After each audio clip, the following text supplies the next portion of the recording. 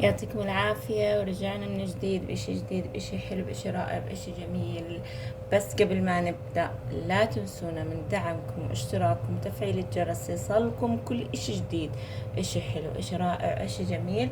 راح نبدأ اليوم حلانا بحلا البخور. هو اسمه حلا البخور لأنه هو طريقته أو شكله عامل زي البخور.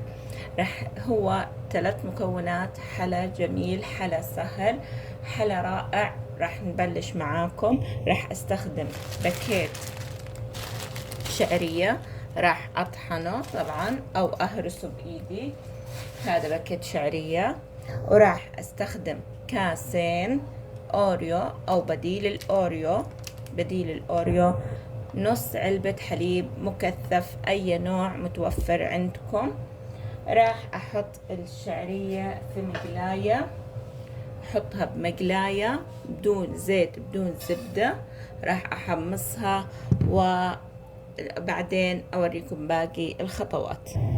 هيك حطيتها على النار الشعرية واحمصها لما اشوف لونها بدأ يشقر. هيك بعد ما حمصت الشعرية شايفين لونها كيف. راح احط نص المقدار الاوريو، طبعا ما راح احطه كله لانه راح احتاج لحبيبات الحلا احطها في قلب الاوريو. راح احط نص المقدار واخلي نصه. هيك راح اقلبهم مع بعض بسم الله مع الشعرية والاوريو او بديل الاوريو.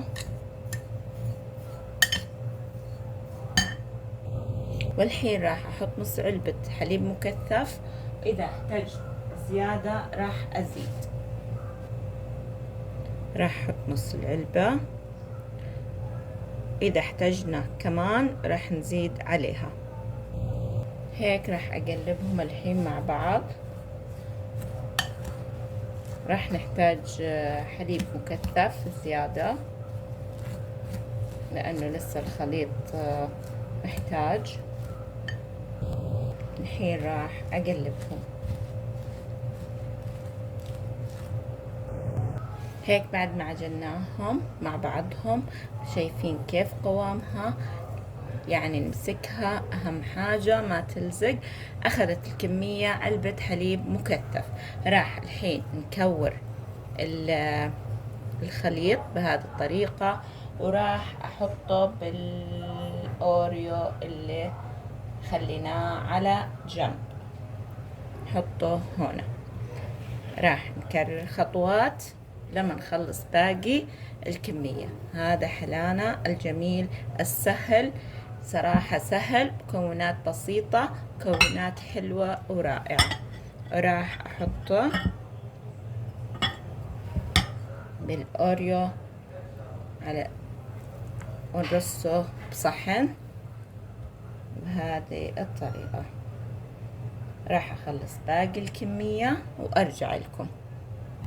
الاحجام زي ما بدكم اياه كبير، بدكم اياه صغير، انتو على راحتكم تتحكموا في الحجم.